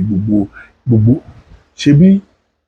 gbogbo iléeṣẹ́ àti skul àti gbogbo ẹ̀ tí Ọbásanjọ́ ní ṣe bí federal government ló ń sanwó wọn payroll ló federal government yẹn wà. Ṣe bí ẹnu ọjọ́ mẹ́ta yìí bóyá bí ọdún kan àbí nǹkan kan ni Buhari ṣẹ̀ṣẹ̀ kọ́ tiẹ̀. Ṣe bí n tó fa gbogbo lẹ́tà tẹ́ ẹ̀ rí ni gbogbo lẹ́tà tẹ́ ẹ̀ rí tán ń kọ against Buhari n tó fà á nìyẹn. Torí wípé ó stọ́pù pé kọjá pé orílẹ̀-èdè ní ó máa sanwó private thing tí Ọbásanjọ́ ní. Gbogbo private thing tó Ọbásanjọ́ ní kọjá pé orílẹ̀-èdè ní ó máa sanwó àwọn òṣìṣẹ́ ẹ̀bẹ̀. Ẹ̀yin ọmọ Yorùbá gbogbo ẹ̀yin gómìnà ilẹ̀ Yorùbá ẹ dákun o ẹ la etí yín báyìí o ẹ ràn ojú yín o. Àwọn adìtẹ̀gbàjọba ti wà o, àwọn tí wọ́n fẹ́ dìtẹ̀gbàjọba ti wà o. Ìyá onítìrí ìyá onídìrí ni wọ́n dẹ̀ fẹ́ lò wà tóun àti àwọn ẹ̀mí wa ẹ̀. Ṣùgbọ́n mo mọ̀ pé Ọlọ́run ò lè fún yín ṣe torí wọn ò bí ìyá láyà yín dákẹ́ wálé. Gbogbo ìgbà táwa ń ṣe Yorùbá nation tọkàntọkàn tá à ń sọ gbogbo ohun tó wù wá àwọn òkú lórílẹ̀‐èdè yìí nítorí wípé a mọ ẹ̀tọ́ a fi ẹ̀tọ́ wa fi ìyà jẹ ẹ̀tọ́ ẹlòmíì, a fi ẹ̀tọ́ wa hànà ẹ̀tọ́ ẹlòmíì, a fi ẹ̀tọ́ ẹlòmíì hànà tiwa. Gbogbo ayé mọ̀ pé orí ẹ̀tọ́ tèmi ni mo dúró lé. So bí mbàdẹ̀ tó wá decide this time around pé mo tẹ̀lé bàbá Bọ́lá Ahmed'S Tinubu lọ, ẹ dákun kí ló yẹ kó lè dìyanu, kí ló yẹ kó lè dì sọnù, kí ló yẹ kó dì sọnù. Ẹ dákun ẹwo táwọn yẹn ń fi ẹnu sọ lórí Sunday Igboho, ẹwo tí wọ́n ń fi ẹnu sọ lórí bàbá Akíntóyè. Èyí ni èmi máa bẹ̀ yín gbogbo ẹ̀yin tẹ́ ẹ jẹ́ olólùfẹ́ Sunday Igboho, gbogbo ẹ̀yin tẹ́ ẹ jẹ́ olólùfẹ́ bàbá Akíntóyè, tẹ́ bá rántí bàbá Akíntóyè wọ́n congratulate Asiwaju Bola Ahmed'S Tinubu gbà tán wọlé o, wọ́n congratulate wọn o tó túmọ̀ sí pé wọn ò dìtẹ̀ mọ́jọba, tó túmọ̀ sí pé wọn ò dìtẹ̀ mọ́jọba. Gbogbo tẹ́ ẹ bá gbọ́ pé wọ́n ń sọ náà ń pa ẹlòmíì náà ó lè jẹ́ wọ́n ní téèyàn bá ti jáde kó wá sọ fún wa wípé kó wá sọ fún wa tí gbogbo wa lè rí báyìí pé kó kọ̀ǹdẹ́mù ìjọba yìí tàbí kó sọ ọ̀rọ̀ ìdìtẹ̀mọ́jọba. Èmi ò tí ì rí ẹni yẹn bí ẹni tó ń kọ̀mítì Treasonable Felony àbí kílẹ̀ ń pè ó. So mo bẹ̀ wá, mo bẹ̀ àwa ọmọ Yorùbá tàti wéré ní ti èkúté ilé o, tàti wéré ó ní ti èkúté ilé o. Ẹ jẹ́ ká yára gbọ́rọ̀ o, a lè lọ́ra fèsì o ṣùgbọ́n ẹ jẹ́ ká yára gbọ́rọ̀ o. Gbogbo ẹ̀yin gọ́fúnà ilẹ̀ Yorùbá wọ́n ti ní àwọn èèyàn láàrin wa, àwọn èèyàn wọn ò tí ì lè dọ́rọ̀ sọ ni o.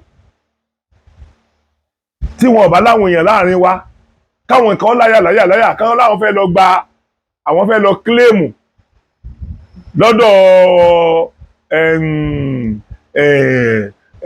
democratically elected governor pé àwọn fẹ́ lọ reclaim àwọn state àwọn lọ́wọ́ ẹ̀. Ẹ dákun ẹ sọ ọpọlọ tó wà ń bẹ̀ fún mi ẹ jọ̀ọ́. Gbogbo àwọn tẹ́ ẹ lò tẹ́ ẹ mislead ibo náà wà ń sìn, kí ló tó lórí burúkú yín ọ̀wá béèlì wọn nínú àhámọ́ tán wà. Èmi máa àwọn èèyàn tó pọ̀ nù wọn o tán wà láhàámọ́ o tán ti pè mí sọ̀rọ̀ wọn tí mo yọjú tí mo ti torí ẹ̀ kó mbẹ̀, kódà ó tó kó bá táwọn èèyàn gidi tó yẹ kí n mọ̀ ṣùgbà torí inú tiẹ̀ bí mi tiẹ̀ fẹ́ débẹ̀ gbẹgbẹgbẹ ọ̀dọ̀ wọn mọ́. Ẹ máa ṣe gbẹgbẹgbẹ ọ̀dọ̀ olórí burúkú mo dẹ̀ ráwọn náà rándanràndan báyìí ni wọ́n kò sí ẹni tó lè máa ṣiṣẹ́ kọ́ máa gba 40 or 50,000 naira lóṣù nù wọn kó rí jànàjànà bí wọ́n ṣe rí yẹn láwọn tí wọ́n náà fẹ́ lọ kílèmù tí mo rí tán wà prison yard ní Agodi Ìbàdàn díṣẹ́ ẹni mo parọ́. Gbogbo ẹni tó bá fẹ́ mọ̀ kó wá bá mi ìmú yín lọ bẹ̀ torí mo ṣe dáadáa síbẹ̀ yẹn. Management wọn fojú aburú wò mí torí pé wọ́n mọ̀ pé ọ̀pọ̀lọpọ̀ orí yeye ní mògùn táìsẹ̀ ló pọ̀ ni mo ti mú kúrò náà ọgbà ẹ̀wọ̀n.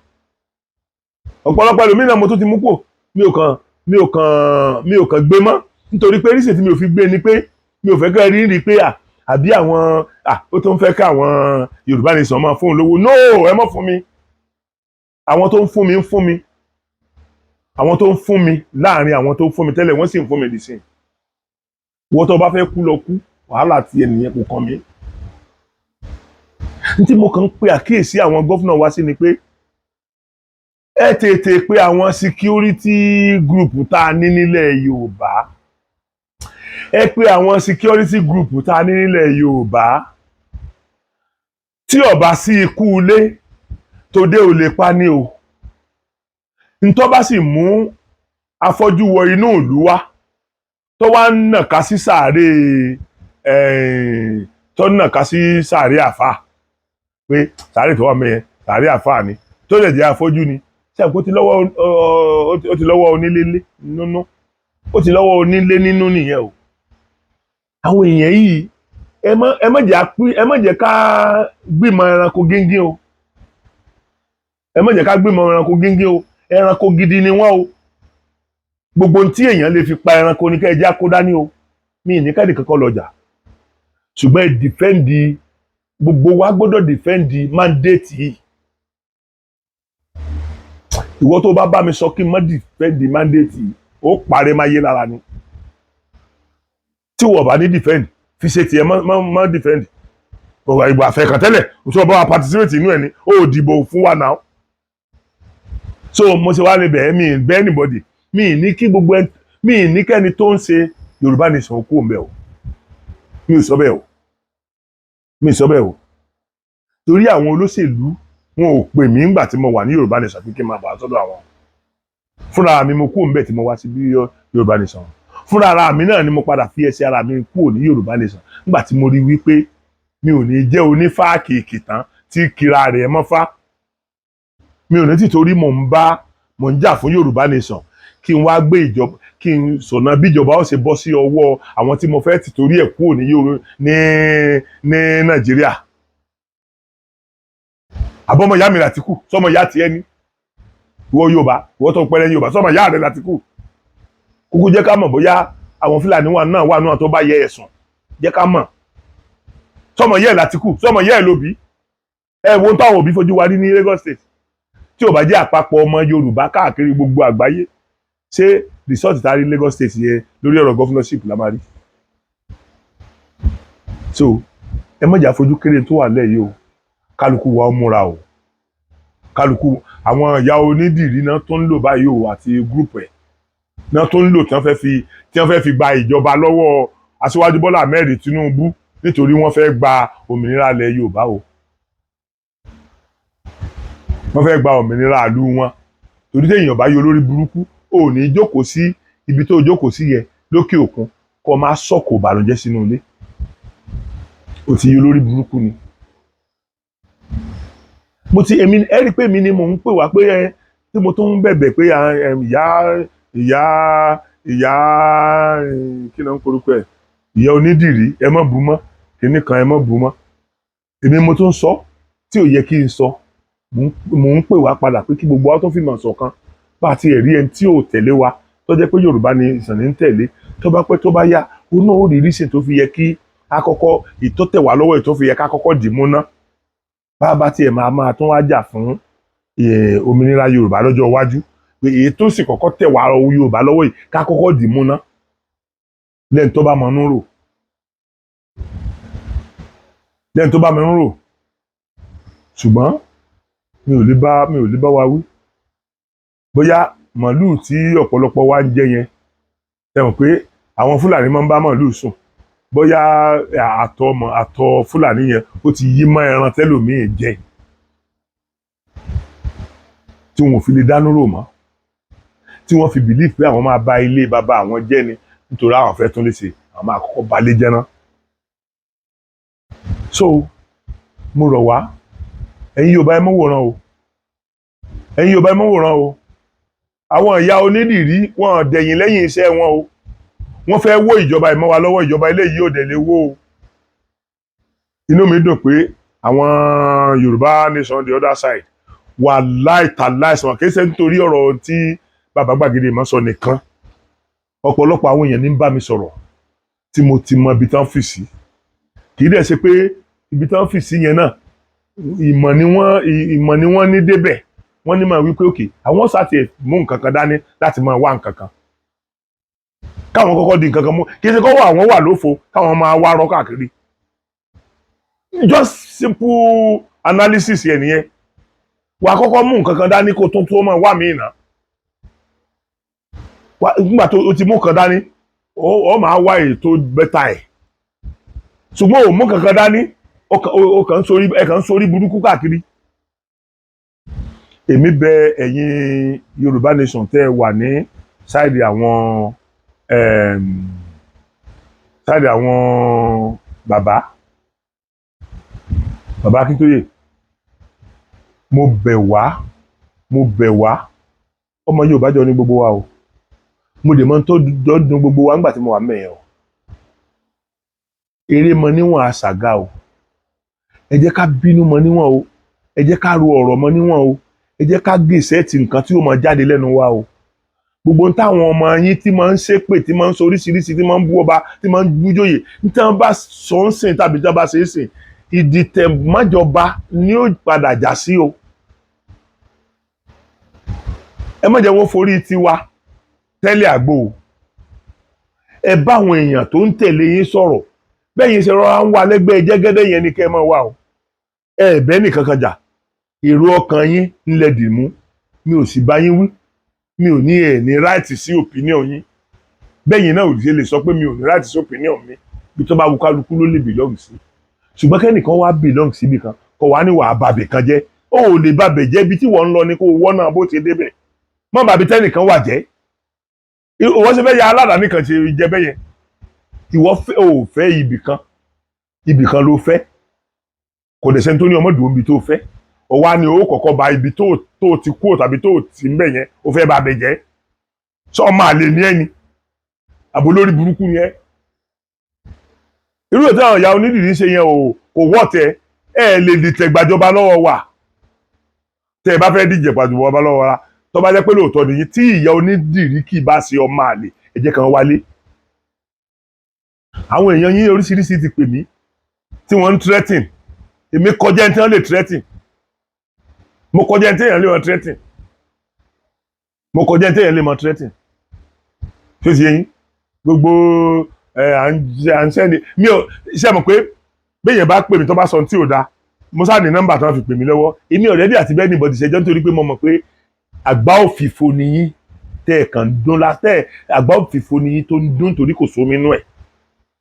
mi ò nídìí àti máa gbé nọ́mbà yín ẹ̀wọ̀ eléyìí pè mí ẹ̀wọ̀ eléyìí sọ kínní ẹ̀wọ̀ ohun tẹ́lẹ̀ ìsẹ́ndì mi ò ní torí pé mo mọ̀ pé ẹ̀ jẹ́ nǹkan kan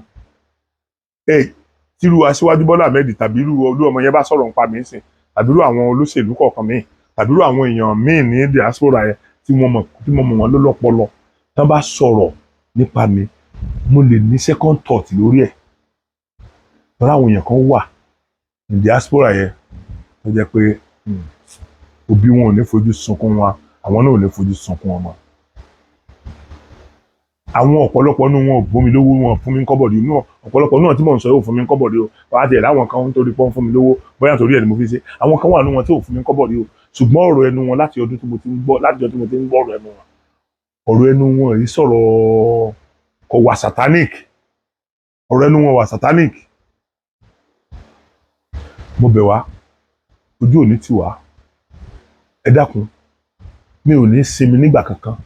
lórí tí n bá ti rí téèyàn bá ń plan. Ìmọ̀ àwọn onídìrí Ọlọ́run ti bàjẹ́ kí wọ́n tó gbìmọ̀ wọn. Torí tí Ọlọ́run bá ní ìbàjẹ́ ni wọn ò ní sọ gbogbo ohun tí wọ́n fẹ́ síta. Wọn ò ní fọ gbogbo ohun tí wọ́n ń plan lábẹ́nú, wọn ò ní sọ síta. Agbẹnusọ ìyá onídìrí ló ń sọ gbogbo ohun tó ń sọ yẹn, agbẹnusọ rẹ̀ tí ń bá a sọ̀rọ̀ síta òun ló ń sọ yẹn. Gbogbo yín náà lè máa agbẹnusọ Asiwaju Bola Ahmed'S Tinubu, gbogbo tí ẹ bá ti gbọ́ lẹ́nu tẹ̀ ẹ ti mọ̀ pé Asiwaju ló sọ. Gbogbo yín lè máa agbẹnusọ Buhari, gbogbo tí ẹ bá ti gbọ́ lẹ́nu wọn ẹ ti mọ̀ pé Buhari ló sọ. So gbogbo tá a gbọ́ lẹ́nu àwọn olùtẹ̀lé onídìrí náà, ìyá yẹn ló tí ìyá yẹn rán wọn nìyẹn, torí kò tí ì jáde láti wá dì náà pé òun ò mọ̀ ń pa ẹ̀. Tí mo sáà ń sọ tí mo fẹ́ kó important jù ni pé ẹ̀yin ọmọ Abíọ́lá ẹ má forí burúkú bá Ọlọ́run Olódùmarè kò ní jẹ́ kẹ́ ẹ sórí burúkú o. Bàbá yín ṣe dáadáa nílẹ̀ Yorùbá o. Bó tilẹ̀ jẹ́ pé àwọn náà wà nú àwọn tó ṣàtakò sáwọn aṣíwájú kan rí o. Àwọn náà wà nú àwọn tó ṣe àtakò sáwọn aṣíwájú kan tí wọ́n fi lórí ipò. Àwọn náà wà ń bẹ̀ o. Ṣùgbọ́n a ti fìyẹ́ bú wọn. Torí pé tá a bá fi bú wọn, gbogbo wa a ní pé sí wọn lẹ́yìn nígbà tá a pé sí wọn lẹ́yìn pé àwa ló kàn ká tẹ̀lé wọn to that extent. So bàbá wa lè forgive gbogbo nǹkan táwọn náà ti sẹ́yìn yẹn. Tí ẹ̀yin ọmọ Abíọ́lá dẹ̀ gbọ́ nǹkan tí ẹnìkan tí ìyàwó bàbá yín sọ nípa ìjọba tí a ṣẹ̀ṣẹ̀ fẹ́ sọ àyìn ní on the 29 yìí. Tẹ́ ẹ̀ bá ti jáde, a jẹ́ pé ìmọ̀ sí gbogbo fámílì Abíọ́lá ni. Tó gbogbo tó bá yẹ kẹ́ ẹ gbọ́ nípa tiwa náà ń gbà náà, gbogbo táwa náà bá wá mọ̀ nípa bàbá yín, wà náà mọ̀ sọ. Ọlọ́run lórí mọ̀lẹ́ ní lójú tiwa, a ní fojú sunkún ara wa. Ẹ̀yin èèyàn mi ò rí mọ́ jù báyìí lọ o. Títí àsìkò tí mi ti máa tán mú nǹkan mi wá sí ojú ìwòran yín, mo kí yín fi pé ojú ò fẹ́ ra kù.